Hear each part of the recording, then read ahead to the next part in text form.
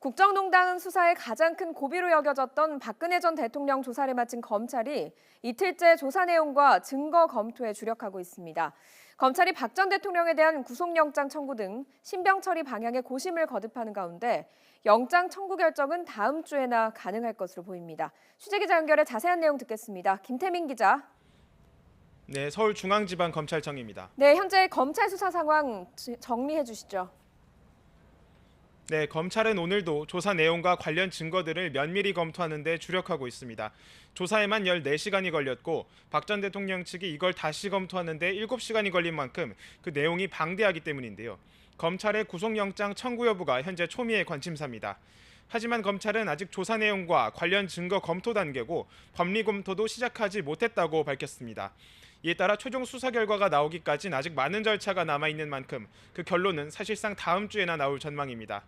이미 최순실, 안종범 등 공범을 비롯해 뇌물 공여 혐의를 받는 이재용 삼성 부회장까지 줄줄이 구속 기소된 상황에서 검찰 내부에서도 여러 목소리가 나오는 것으로 전해졌는데요. 이번 국정농단 사태의 정점에 있는 박 전 대통령의 구속 수사는 불가피하다는 주장이 조금 더 큰 것으로 알려졌습니다.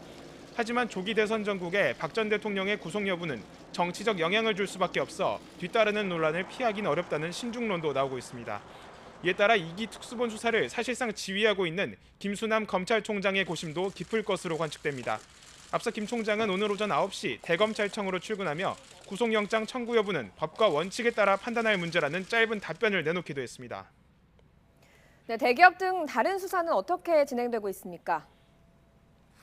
네, 이번 2기 특수본의 가장 큰 산으로 여겨진 박 전 대통령 조사를 마친 만큼 다른 수사도 이제 급물살을 탈 전망입니다.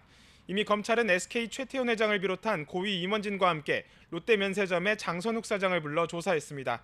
이들 그룹이 최순실 씨 관련 재단에 내기로 약속한 돈에 대가성이 있었는지를 집중 추궁한 겁니다.